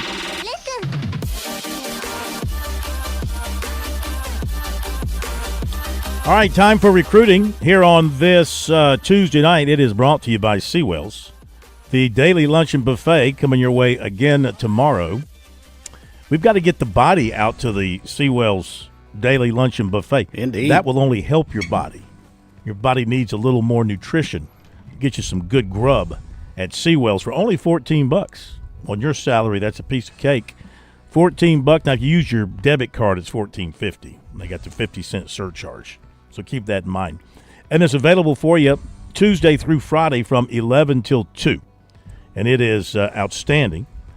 And for anything special that requires catering service this spring, this summer, and this fall, you want to call Seawell's and let them do all the hard work for you. It is hard work. You ever watch people who do catering? It is hard work. Seawell's does a great job of making it perfect for you.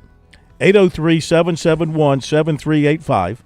Online at SeawellsCateringSC.com. They'll come to you, or you can have your event at their beautiful facility on Rosewood Drive, right there across from the Rocket. You know where the Rocket is, Buddy? At the State Fairgrounds. You know the Rocket? The big Rocket.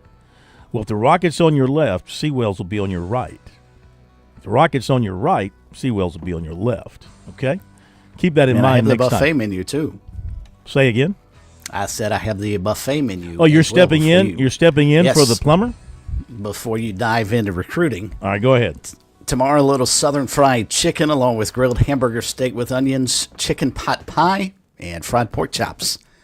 And Friday, by the way, is indeed a roast beef Friday. I'll be hitting that up. You can count on it. I'm going to hit that up on Friday. Okay, to the recruiting report tonight. Catch up on some notes, maybe a little bit carried over from last night if you weren't with us. Some new notes as well. Tight end Tilden Riley of Orangeburg Prep has added South Carolina to his visitation plans on June 20th, bumping FAU from that spot. He still has Virginia Tech on May 30th, West Virginia on June 6th, and Vanderbilt June 13th. South Carolina target offensive tackle Kamari Blair was offered by Tennessee. That could be a problem. He's from Tennessee. That could be a problem. Offers by South Carolina went out. 27 receiver Anthony Roberts, 6'2", 190 of Rollsville, North Carolina. Also, he's picked up recently Notre Dame, SMU, Virginia, Virginia Tech. 27 linebacker Caden Henderson, 6'2", 210 of Tampa. Clemson's also strongly involved, and they'll offer him on June 1st. South Carolina also offered 2028 linebacker Andre Alexander Jr., 6'1", 210, IMG Academy, Bradenton, Florida. He's a native of Virginia. Steve Wiltfong has predicted South Carolina target defensive tackle Brian Harris of Jacksonville will commit to Oklahoma on May 23rd. That'll be a disappointment for the Gamecocks. He's also predicted South Carolina and Clemson target offensive tackle Darius Gray will commit to LSU. He is scheduled for an official to Clemson May 30th and to USC June 20th and others as well. Dorman safety Kentavion Anderson is set to announce on Friday at 4:30. Clemson appears to be the favorite for him. North Carolina was in Monday to visit with South Carolina target Dutch Fork defensive end Julian Walker. 2027 cornerback Joshua Dobson of Catawba Ridge was offered by Miami. 2028 Dutch Fork offensive tackle Brody Lorenzo was offered by Liberty. He seems to be someone who is starting to gain some, as we call it in the business, Bergie, recruiting momentum. Aha. Those of us in the recruiting industry, as they like to call it, an industry, it's called recruiting momentum. Official visits scheduled for this coming weekend by Clemson targets. This is subject to change. Wide receiver Craig Dandridge to Stanford. Safety Joey O'Brien to Penn State. Offensive tackle Darius Gray to Georgia. Running back Carson Baker to Florida. Wide receiver Cedarian Morgan to Georgia. Offensive tackle Bryce Perry Wright to Auburn. Offensive tackle Dalton Toothman to Auburn. Did I say Bryce Perry Wright, offensive or defensive tackle? He's a defensive tackle. Offensive tackle Dominic Harris to Auburn and running back Jay Lamar to Auburn. South Carolina, same thing. Their targets visiting this weekend, subject to change. Defensive end Keyshawn Eliezer to Stanford. Offensive tackle Wilson Zaire to Georgia. Wide receiver Ryan Mosley to Georgia. Athlete Travis Johnson to Georgia. Offensive tackle Darius Gray to Georgia. Running back Carson Baker to Florida. Quarterback Landon Duckworth to Auburn. Need to keep an eye on that if you're the Gamecocks. He is an Alabama kid. Cornerback Kerry Adams to Auburn. And offensive tackle Dominique Harris to Auburn. Basketball. 6-foot Sanaya Hall of Montverde Academy, Florida, made an official visit to South Carolina over the weekend. She was named the National Junior Player of the Year by Max Preps after averaging 20, 7, and 4 per game. 2. Yeah, she's supposed to be pretty good. And 6'4" Chris Davis Jr. of Sun Prairie, Wisconsin, committed to the College of Charleston. There you go, recruiting tonight right here on Sports Talk. All right, 1-0 Winthrop, bottom of the fourth, leading South Carolina, runner on first, 1 out. College of Charleston 6-3 on Upstate, bottom of the fourth. The Citadel 13-4 on Charleston Southern, bottom of the fifth. And UCF 9-3 over Presbyterian College, and that's the bottom of the fourth. And we'll be back. On Point Weather is made possible by our friends at Palmetto Citizens Federal Credit Union on 107 The Point. Here's tonight's forecast. We're dropping down to a low of 64 this evening. Tomorrow, look for about a 40% chance we get some afternoon storms. It'll be partly cloudy much of the day. The high tops out at 83. Thursday and Friday, we're dry, but we're warmer. We'll hover around 90 for our high both days. I'm Cal Moss with your On Point local weather. Are you looking for free checking and free savings? Dave Ramsey here, telling you to go see my friends at Palmetto Citizens Federal Credit Union. They're not a mega bank that's so big they lose the ability to treat you like a human being. At Palmetto Citizens, you're not just a number, you're a member. Join today at any of their 14 locations or at palmettocitizens.org. Federally insured by the NCUA. Press that button, home stew. With SRN News, I'm Keith Peters in Washington. A federal grand jury has indicted a Wisconsin judge accused of helping a man evade immigration authorities. Federal prosecutors charged Milwaukee County Circuit Judge Hannah Dugan in April with concealing an individual to prevent arrest and obstruction. A grand jury affirmed the charges in an indictment after convening Tuesday to determine whether there was enough probable cause to continue the case. Microsoft began laying off about 6,000 workers Tuesday, nearly 3% of its entire workforce, and its largest job cuts in more than 2 years as the company spends heavily on artificial intelligence. Hard hit was the tech giant's home state of Washington.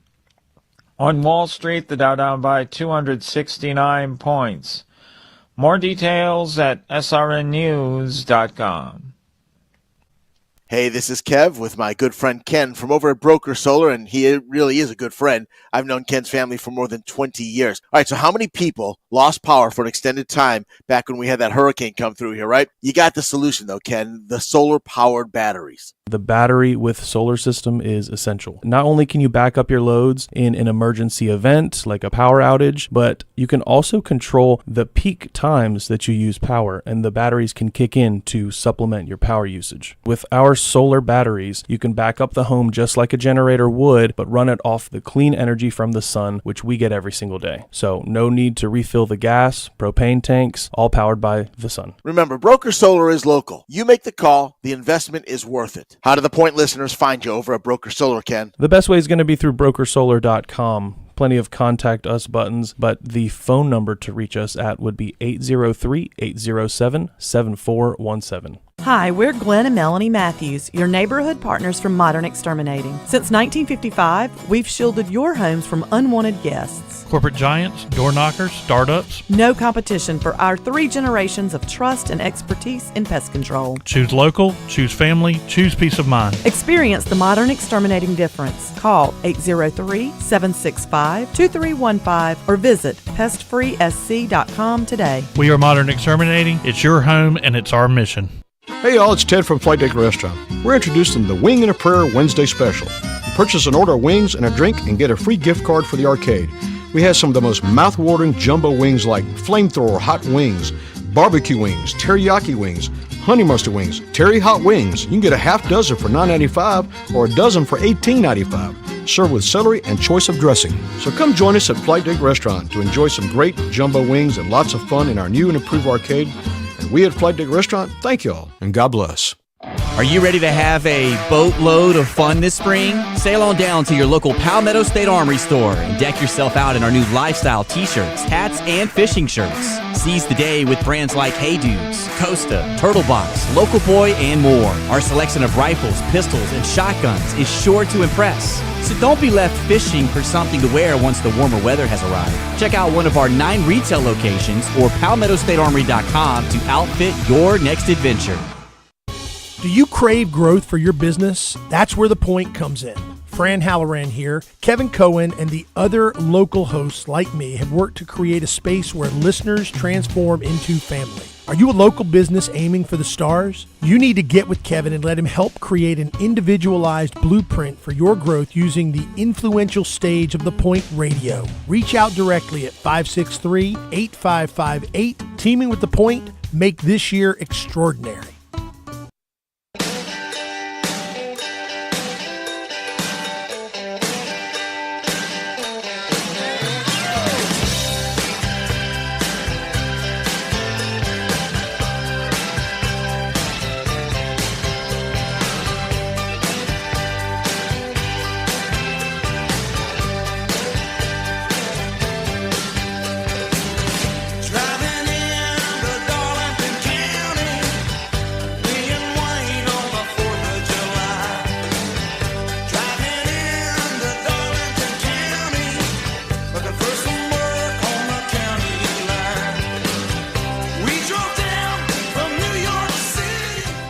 All right, our weekly visit with the president of Darlington Raceway, Josh Harris, as we talk NASCAR here on Sports Talk. Welcome in, Josh. How are you? Hi, I'm doing good tonight. How are you? We're doing just fine. Great to have you with us. Not doing as well as Kyle Larson. Boy, what a performance he turned in at Kansas. That was complete domination on his part.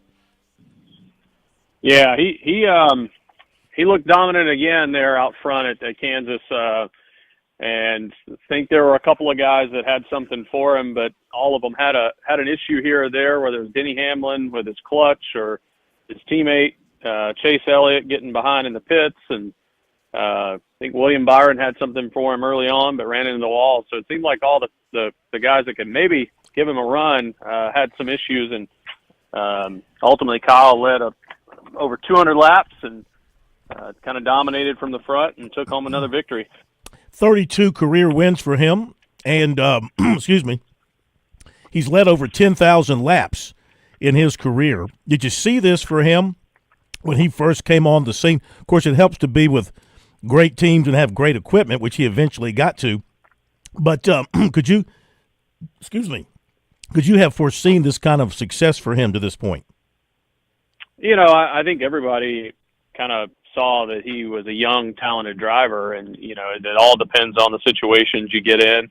You know, early on with Chip Ganassi Racing, had some success, and then, you know, ultimately found his way to Hendrick Motorsports, and that team has been clicking ever since he joined them. So, you know, you look at his talent outside of the world of NASCAR as well. I mean, he jumps in just about anything with four wheels, whether it's sprint cars or, you know, other racing series. He's running the Indy 500 again this year, so he's such a talented driver as a whole. So I'm not really shocked. And 10,000 laps is a big accomplishment that he's now hit, and 32 wins. I think that puts him on a solid path to see, you know, he could end up you know, top 10 all time in wins, depending on how long he ends up racing. Mm-hmm.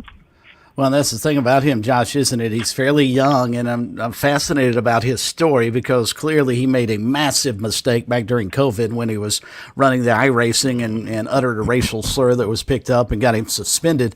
Do you think, though, looking back now, will history judge him as that actually being a humbling moment for him and maybe has made him a better driver, if that's possible?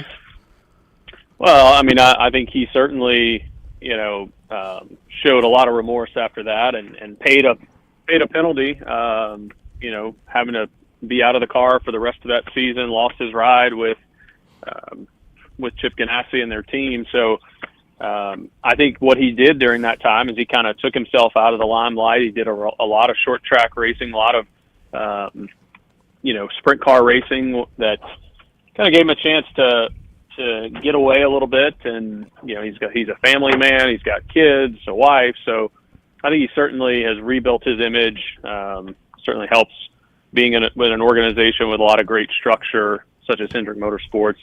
And I think, you know, that'll always be something that he has to carry with him, you know, but he's owned up to it.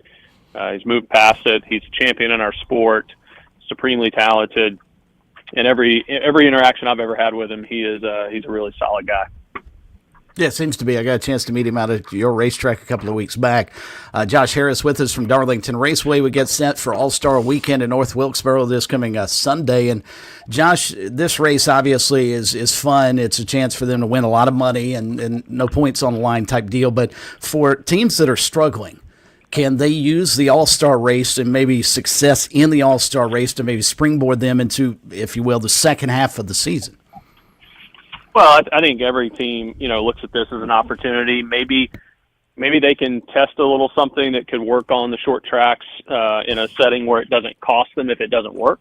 It gives them a chance to, you know, everyone wants to do well in the All-Star event, but it's also a little less pressure, so maybe it gives their team a chance to relax a little and kind of take a deep breath, like you said. And it's not really a break, so to speak, but it is a little bit of a break from the pressure of the week-to-week regular season. And everybody gets to be close to home, have a little fun, and hopefully the teams that have needed a little bit of extra work, this gives them a chance to work on some stuff.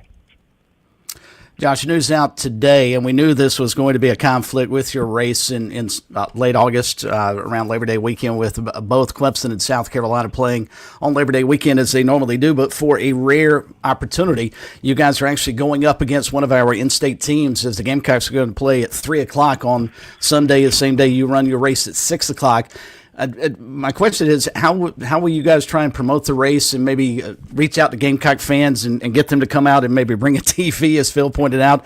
Are you concerned that the ticket sales might be a little down since you're going to have to go head-to-head with one of the football teams?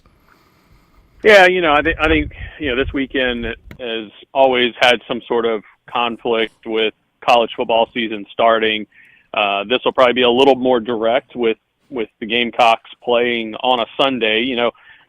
Up until probably the last couple of years, where these extra, call them classic games, these openers that are played at neutral sites, usually it used to be you'd have all the games on Saturday. You may have one on Sunday and one on Monday. So you didn't have to worry about that conflict. Now they seem to spread them out a little more. And, our team will look at it. We've got a great partnership with the university, with the athletic department. So I think, for those fans that are going to travel to Atlanta and watch the game live and in person, we hope they'll tune in on, MRN radio, Sirius XM, whatever the channel is to listen to it on their way back. But for those that are sticking around, we might look at doing some sort of tailgating fun where you can watch the game, tailgate, and then still come to the race. I got an idea. Why don't you stream it up there on that big screen you got inside the raceway? Well, if the ending wasn't going to run so close to the start of the race, we might be able to do that. But I have a feeling with unless they're going to really shorten our college football games, I have a feeling the drop of the green flag is probably going to be right about the middle of the fourth quarter. Yep. You're probably right. Probably right. Visiting with Josh Harris from Darlington here for a few more minutes. So, how are you feeling? We are 12 races in, so we're a third of the way through the schedule of the 36. We got 12 in the books. How would you grade this first third of the season? I think it's been a unique season. Probably, if you look at since this next Gen 7 car came about, it's probably the fewest winners we've had through this point in the season. So, you got some teams that are kind of risen to the top that are performing really well. We've got several multi-race winners. When you think about, Christopher Bell winning 3 in a row. Larson's now got 3. Denny Hamlin's got a couple. So some of your top teams are performing really well. And, I think what'll be interesting as we go through the summer stretch is to see if some of these other teams, we jump up and get a few more winners as we get later into the summer. You could see more teams potentially making the playoffs through points than necessarily having to win their way in. Yep, could certainly see that based on the number of different winners we've had so far. Any one, when you kind of look at your standings at this point, there's a lot of movement to happen, of course, between now and then. But, what kind of surprises you the most as I look at it here? I mean, look, Chase Elliott, from the standing standpoint's having a good year, but he hasn't won a race. I know he wants to be one of those guys to get in with a W. He hasn't won a race. Got to believe Tyler Reddick's a little bit disappointed. So much expected of him going into this season. He hasn't won a race yet, and so on and so forth. Guys like that, you kind of feel like they're going to – and then there is, of course, Kyle Busch, who apparently has totally forgotten how to win a race at the highest level. What about those guys moving forward and getting them into victory lane? Well, you mentioned a couple that I've thought about, and a couple others. Kyle Busch is one, but Brad Keselowski. Brad is won our spring race last year to lock himself in, and really ran well for the majority of the year. Kind of tailed off at the end, and I was a little surprised they didn't have as much speed to start the year. More recently, they've had the speed, but they just can't get the finishes. And Brad's, mired back in the 20s in the point standings right now, which probably isn't as reflective of, the speed that they have, but at the end of the day, it's how you finish. So I think he's a little bit of a surprise. As well as, like you mentioned, Elliott. Surprised he hasn't got a win, but he's had great finishes in the top 5 or 6 of the points. And then Ryan Blaney, I think another one that's had a lot of speed, that's had several DNFs through not necessarily crashes, but other mechanical issues. So another one that's a little surprising that hasn't locked himself in with a victory yet. Yeah, I'm just looking here. It looks like, if my math is right, looks like we've only had 7 winners out of the 12 races. Am I right on that? Yep, I think you're right. Chase did go to victory lane in the season opener at Bowman Gray, but that one doesn't count for the points. Yeah. I'm looking at the points. Yep. Okay, how are we looking on the sales front there at Darlington? I know the phones have been ringing off the hook, and the internet's been smoking with people getting in their orders. That's right. I mean, sales have really done really well, especially since our race weekend back in early April kind of got that everybody got it on everybody's mind, and so we've been really pleased with our ticket sales results over the last month, and everything's trending well. We're aiming again for another sellout weekend, so get your tickets now. DarlingtonRaceway.com, 866-459-RACE. If you want to talk to one of our ticket representatives, they're always standing by ready to help pick out those perfect seats and the perfect package. Yeah, I was telling Bergie earlier, South Carolina's playing a game in Atlanta, so it's not like it's in Columbia where you'd have 80,000 Gamecock fans. Here, because they'll be splitting it with Virginia Tech, and Virginia Tech's just as rabid. They're going to sell out their side. South Carolina will sell out their side. So you're talking about 30,000, 35,000. So there'll be a bunch of Gamecock fans who are race fans who are going to come to your place and do the football tailgate, the football NASCAR tailgate thing at the same time. I think that'd be a lot of fun. Nice combination. Mm-hmm. Yeah, I mean, we open up the parking lots early. We got free parking, so you can come out, set up your tailgate just like you would at Williams-Brice, right there in the parking lot. And then as soon as the game's over, come on in and watch the Cookout Southern 500 75th anniversary. The true 75th anniversary of our first race back in 1950. So it's going to be a great weekend. I mean, maybe it's just me. I feel like we've been celebrating the 75th anniversary for 3 years. Why do I feel that way? We've done a lot with 75. Last year we had the 75th running of the Southern 500. This year's our 75th anniversary, and 2 years ago it was NASCAR's 75th anniversary that we celebrated at Darlington. So there's been a lot of 75ths the last couple of years. Yeah, I hear you. Hey, are we going to see you Monday night at the South Carolina Athletic Hall of Fame? We'll be there. We've got a table to be there and celebrate all those inductees and special recognition for our man, Kerry Tharp. Absolutely. We'll see you there. Sounds good. Can't wait. Thank you, buddy. Thanks, care. Josh. All right. Thank you, Josh Harris. Yeah, it just seems like every time we turn around, it's a 75th something going on at Darlington. So, Bergie, we'll have your 75th birthday party out there. How about that? I hope I'm around long enough to enjoy it. You'll be there. That'd be 21. Well, I'll be 55 in August, so you're talking 20 years out. Yeah, it's and cake. I want to stress this, what Josh just said, because I don't think we talk about this very often, because nowhere else in sports that I can think of actually has free parking to attend an event. Darlington does, with the exception of its pole position parking. Everything else out there, you can park for free. Wow. So think about just how much money you're saving by not having to pay the $25, $30. We were driving around, when we were in Phoenix, where the Diamondbacks play is right downtown. Mm-hmm. So there's clearly no parking. The closest place, I think it was the Diamondbacks place. Anyway, the closest place that we could see was about $40 to park, and it was a couple of blocks from the stadium. Did y'all go to a game? Did y'all take in a game? No, we didn't. Yeah. We didn't. I was hoping we would. The Dodgers were in town, but weren't able to fit that in. But I just thought it was fascinating. You see these little pop-up signs all around, $40 to park, $50 to park, $180 to park. You're right. Darlington. You're right. Absolutely free. You're right. I got sucked into covering a game in Charlotte. It was the ACC championship game last year. And I got sucked into a lane around the stadium. I was trying to get to the media parking area, which I could not find using my GPS. And I got stuck. Charlotte. It's crazy. Their downtown is crazy, as you know, for a football game. And I got stuck in a lane that only would go into a parking garage. You had no option but to go into that garage, and it was $35. That was right across from the stadium. That was a good thing. It was that garage right across from the stadium. Right. But I got stuck in that lane, and and you couldn't, because it had little cones. It had those little sticks. They got those sticks. I was stuck. I couldn't move. I couldn't move over. I had to go into that parking garage and sucked it up. Uptown Charlotte's the worst. Heidi and I went up there for terrible. the ACC championship game the year it rained. I think Clemson was playing Pittsburgh, if I'm not mistaken.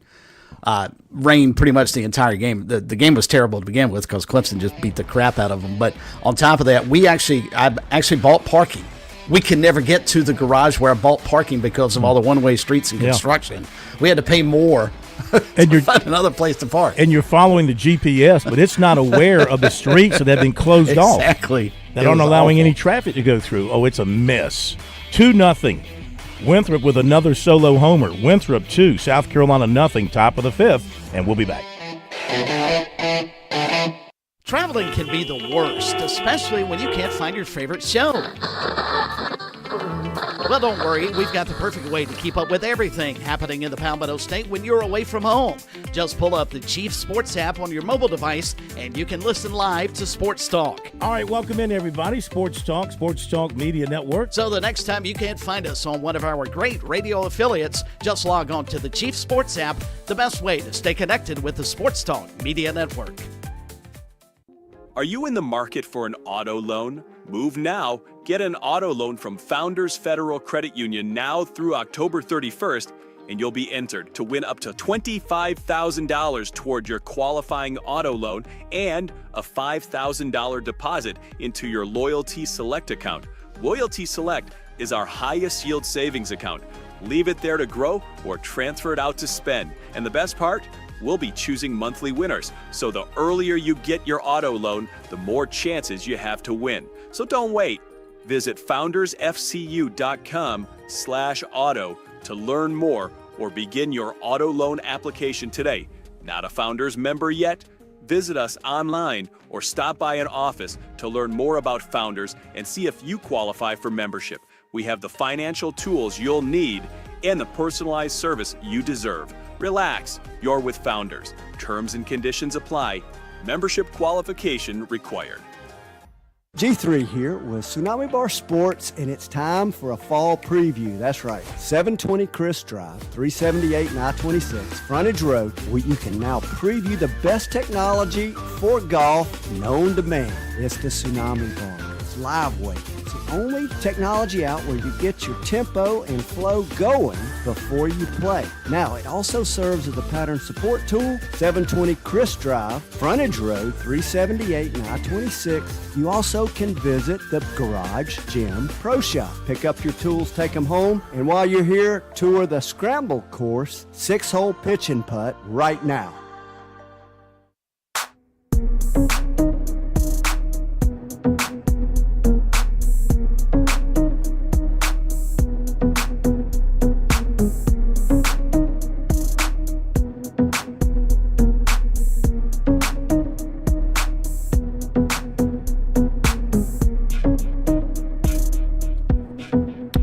All right, final minutes here on Sports Talk. Few things to talk about. Just seeing where South Carolina's offered a 2027 running back, Traynard Roberts from IMG Academy, 6 feet, 197. Well, this is kind of neat, Bergie. Along with his phone number on his profile, he gives you his miles per hour. Apparently 23.37 miles per hour is what he runs. I don't know how many yards or feet or what that is. He's just got 23.37 miles per hour. I'm more impressed he actually put his phone number. I'm assuming that's his accurate phone number. Yeah, some of them do. Most of the major recruits do not, but they put them on there for coaches to have easy access. Right. And then, look, if it gets to a point where they get, bad phone calls and it's overwhelming, they can always go in there and remove it. This note to pass along related to Clem's son, and that is, give me a second here and I'll pull it up. This is about Clemson basketball, and that is that Brad Brownell, talking today to the Clemson Insider at the ACC meetings at Amelia Island, Florida, he said that it's very unlikely that Jaden Zachary will be back. And they were holding out at one point some hope that he might get another year of eligibility with the junior college rule and all that kind of stuff. But he told them, I think it's unlikely anything is going to happen there. So that's been shut down. Yeah, that's been shut down. You know, we asked Preston McDonald at Florence Darlington Tech about that and the Diego Pavia case, and I thought he made some interesting points about they're not even sure how this is going to affect at the junior college level, but he believes it will actually help JC athletics. And then he made the comment that I think a lot of us feared would be true. It's probably going to hurt the high school kids. But if you can go to a junior college like Florence Darlington Tech, win 100 games in 2 seasons, and then transfer to a 4-year institution, and then also, by the way, get those 2 years back, I don't see a negative to it at all from a player's perspective. No, but there's got to be some rules in place. I would agree. We're getting to the point here. All of a sudden, people believe who want all this that there should be no limitations at all for you to go to college. No limitations at all to make money, to stay there as long as you want to, and and colleges allow this to happen. I think there's got to be some limitations. There should be a process in our lives, I think, and maybe I'm totally out to lunch when it comes to thinking along these lines, but there should be a process. You should be born, and then you should grow up, and then you should go to a school for 12 years, first grade through high school, graduating. I thought you meant college. No. First grade through 12th grade, and then you should go to a college for 4 years, and then if you want to get, extra education, you want to get your master's, you stay a couple more years. If you're going to be a doctor or a lawyer, you stay longer. But, being in there for 7 years to play a sport, I think is just foolish. I know people want Rashad Faison to get approved for South Carolina. They need him to be approved. But this is going to be his 7th year in a college. Come on, man. Go get on with your life. So that makes him what? He's probably 24, 25? 25. You're not going to have an NFL future, probably, at that age. Especially at that position. What NFL team is going to want to draft or sign as a free agent a 26-year-old running back? But see, now he's got a situation where I can go to college here at an SEC school, and maybe I can make a few $100,000. And you know what? May not need the NFL. You make a few $100,000 and you invest it wisely. You can put that away and take care of some things. I got a couple of text messages to get here quickly. This is Mike from Barnwell. How many home runs has South Carolina pitching given up this year? You want to look that up? You look that up. Question. You look that up. That's a great question. A writer asked about where they can hear Coastal Carolina baseball on the radio. I told him 99.5 down there. That is correct, and also at GoCCUSports.com. Yeah, I told them that as well. And they now have, Coastal now has an app. Okay. That you can download and listen. It's not on the Chiefs Sports app. We'll have to work on that, but it is an app available. Let's see. Carolina has allowed 82 home runs this season. This is going into tonight, so now 84. Gamecock Tony from Lancaster. Once again, Clemson will go over against the SEC this year and beat all the lollipops as usual. Now, we'll see. They got LSU to open and South Carolina to close, and we're closing it out. Thank you, Buddy, and thank you, Bergie.